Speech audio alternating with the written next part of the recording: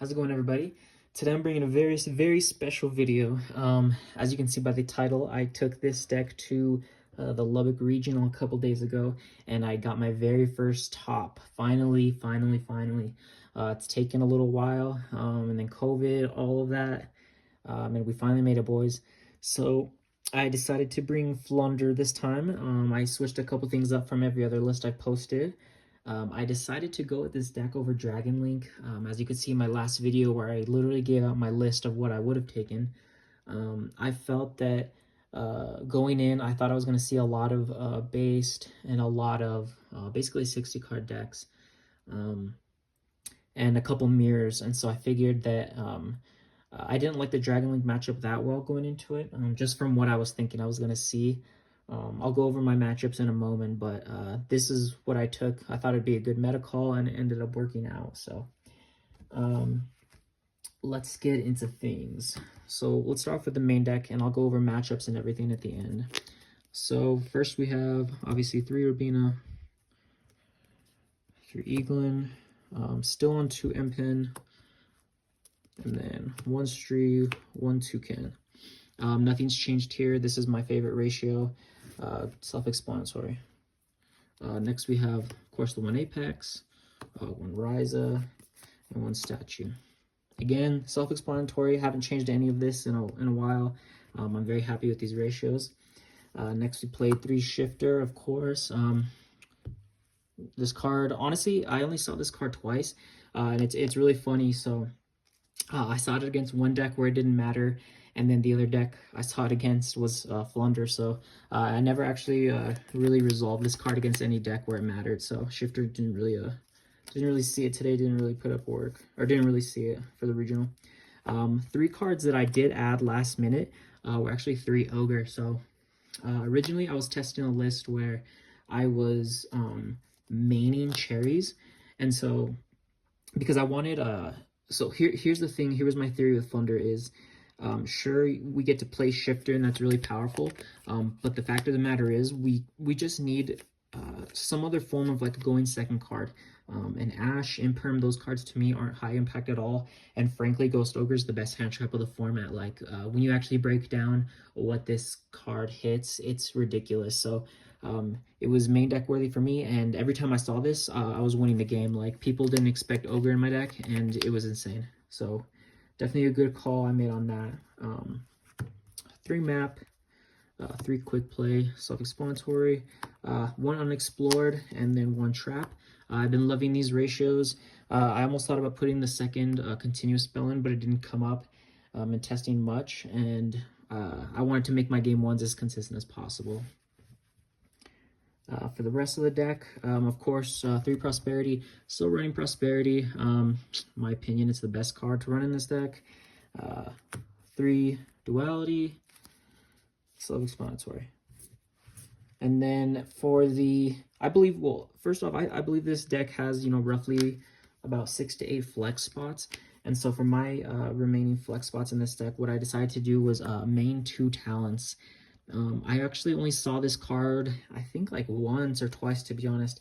I usually slide it out games 2 and 3, but I just wanted another card in my main that was good at going first or going second. So 2 of those, 2 Book of Moon. I've been playing 3 since this deck's inception, even after we got the quick play spell. But for this event, I put it to 2, and honestly, it was perfect. I actually was siding these out a lot of the times. These 4 cards I sided out a lot for cards on my side, which I'll show you. So they were fine. I don't know if I'll play Talents in the future, but it worked well for me. And then for the last 3 one-ofs, Terraforming, Gold Sark, and of course Call by the Grave. I've been on the boat of not playing Terraforming whatsoever this format, or in Flunder specific, but I decided to make my deck a little more consistent game 1, and so I added it in, and it worked well, especially with the card I have on the side. So that was my main 40 cards, of course. Next, what we have, let's go over the extra. Alrighty, so of course, Zeus, small Zeus package right here, and then the Christmas package right here. I did play against one Invoke deck, but I didn't end up resolving that, which would have been hilarious if I actually did the access code, Underworld, Unicorn. Oh, let me get these out of the way. Phoenix, Dark, 2 more Charmers, and then of course we have Geo and Anima right here. So because I stopped playing cherries in my deck and decided to go with you know, ogres in the main, I actually got to make my extra deck very meaningful.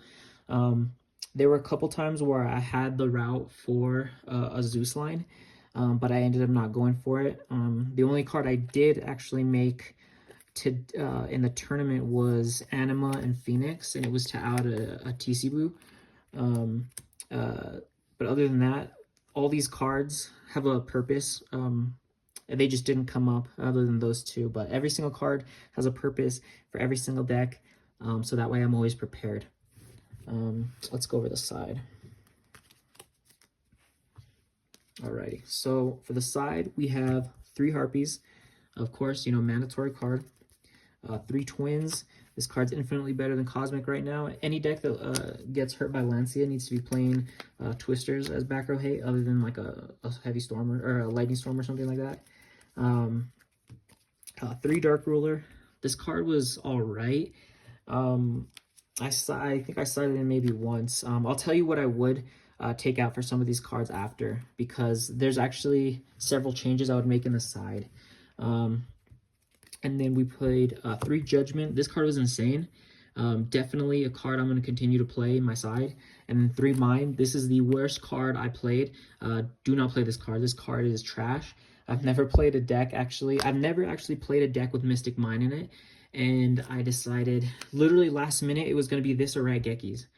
And I made the calls like, okay, you know what? You know, it's something that can catch people off guard, because Mystic Mind's, you know, traditionally, you know, just not really good right now with the Brave cards. I threw it in. Worst decision. This definitely, there's so many better cards than Mystic Mind, so definitely don't play that.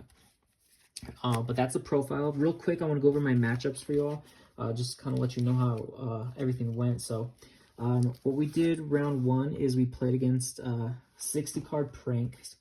So it was like Brave, Pranks, and then, you know, hand traps and all that. So I actually had a very weird tournament report, and I almost thought I wasn't gonna top because of how bad my tiebreakers were. So in this match, I win die roll, and my hand is literally unplayable. So I literally pass, and then I get full comboed and lose. Game 2, I open unplayable, which was insane to me, because I was practicing and doing test hands right before round 1, and I was drawing insane, guys. Like, I was drawing hands of like Robina map, quick play, you know, just insane, like playing through everything. And then I literally start round 1 just 0-2. I just get 2 quick, and I was like, damn, like it's really about to be like that. So you know, just put my head down. I was like, okay, let's just see where we go from there. So round 2, I'm like knocked down to like table, you know, 150 or something.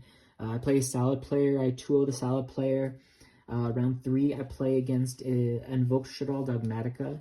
I win die roll. I go first. I combo. They scoop right away, literally 2 minutes into it.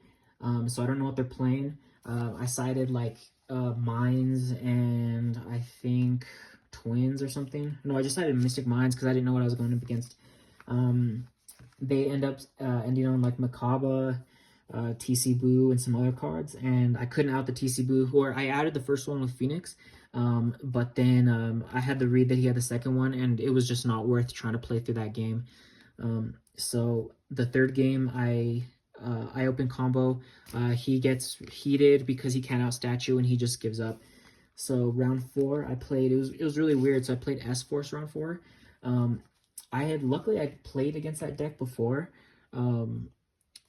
and Shifter does literally nothing against that deck. So of course, you know, when the one time I do open Shifter in my opening hand, I'm playing against S-Force, and it doesn't matter. But there was a little bit of a ruling dispute. The dude was really cool. We just didn't know how this one interaction worked.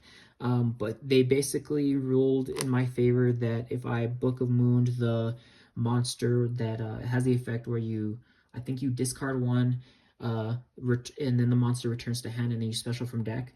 The ruling was that if I Book of Moon that it doesn't resolve, and so that was like what our dispute was about. So I ended up getting it ruled in my favor, and then that's basically what let me play through a semi-average hand that I had and full combo the next turn. So I 2-0'd the S-Force player. Round 5, I actually play against the Flunder Mirror, and so this was actually crazy. So just because I was talking to one of my friends about his matchups, he said he had played a Flunder player who had a Flunder mat, and that's why he had to read like, and was like, okay, you know, they obviously must be playing Flunder, and he 2-0'd her. But so I sit down at my table, I see them come up with the Flunder mat. I'm like, oh dang, this is the same person. So I lose die roll, and I open up a playable hand, and I open Ogre as well. So they sit there and think for a little bit, and they normal Robina, and I'm thinking for a second. I'm like, okay, so if they had map, they would have done that. If they, you know, there's so many other plays that they could have done.